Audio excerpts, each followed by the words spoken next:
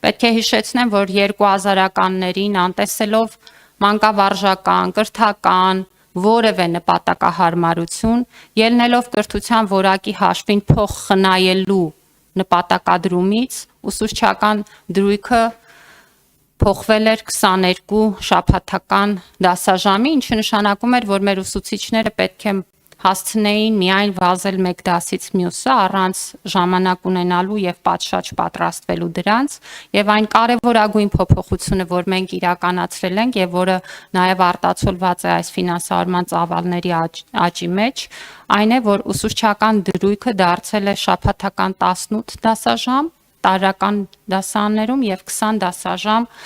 հիմնական եւ ավագ դասարաններում, որը կրթության որակի ապահովման ուղիղ ճանապարհ է, իհարկե նաեւ ուսուցչի վարձատրության բարձրացման անուղղակի ազդեցությամբ։ Եվ մի բան էլ կուզեմ նշել, որը ցույց է տալիս նաեւ ինչպես է փոխվել համակարգի արդյունավետությունը։ 2019 թվականին համակարգում ուսուցիչների մեծ մասը ուներ մինչև 1 դրույք ծանրաբեռնվածություն,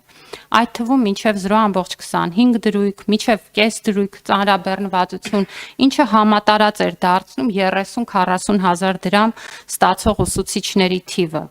Վերջին տարիները եղել են նաև այս ուրեմն իրավիճակի արդյունավետ փոփոխության տարիներ։ Եթե մենք 2019-ին 1 դրույք եւ ավել ծանրաբեռնվածությամբ 6971 ուսուցիչ ենք ունեցել 31 հազարից, այսինքն ուսուցչական կազմի մեծ մասը թերբեռնված է աշխատել ցածր վարձատրությամբ,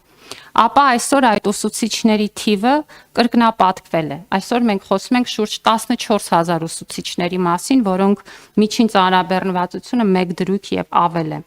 Եվ սա նշանակում է, որ մենք թե համակարգի արդյունավետությունն ենք բարձրացնում, թե աշխատուժի ճիշտ օգտագործում ենք պլանավորում, ինչը նաև բերում է յուրաքանչյուր առանձին ուսուցչի վարձատրության բարձրացմանը։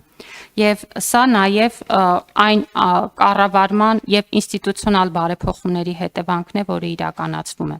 Բարձրացել է նաև ուսուցչական կազմի կրթական մակարդակը։ 19 թվականին մենք համակարգում ունեինք ավելի քան 2200 ուսուցիչներ, որոնք չունեին բարձրագույն կրթություն։ Այսօր համակարգում մնացել են միայն 594 նման ուսուցիչներ, որոնք կամավոր ատեստավորվել են, հավաստել են իրենց առարկայական իմացությունը եւ մնացել են աշխատելու։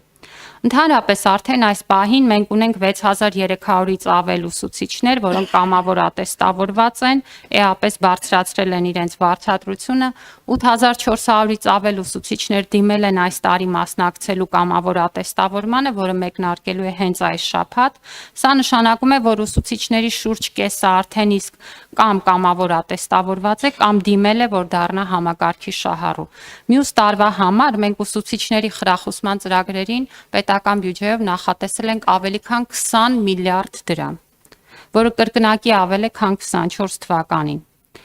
Եվ սա էլ պարզ պատասխան է բոլոր այն պնդումներին, թե համակարգերը մտածված են այնպես, որպեսզի ունենան հնարավորինս քիչ շահառուներ։ Հաջորդ տարվա համար մենք նախատեսում ենք, որ ավելի քան 12000 կամավոր ատեստավորված եւ բարձր վարձատրություն ստացող ուսուցիչ կունենանք։ Եթե մեր կանխատեսումները գերազանցվեն, մենք միայն ուրախ կլինենք, որովհետեւ այս ճանապարհը նաեւ բերում է աշխատանքային արժանապատիվ պայմաններ մեր ուսուցիչների համար եւ բարձրացնում է նրանց մոտիվացիան։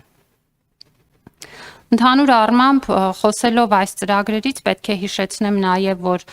ոլորտում գործում են հավելավճարի այլ ծրագրեր բնագիտական ուսուցիչների, գյուղական փոքր դպրոցների համար, որոնք շարունակելու են գործել եւ որոնք նույնպես ներառված են իմ նշած ցուցանիշներում։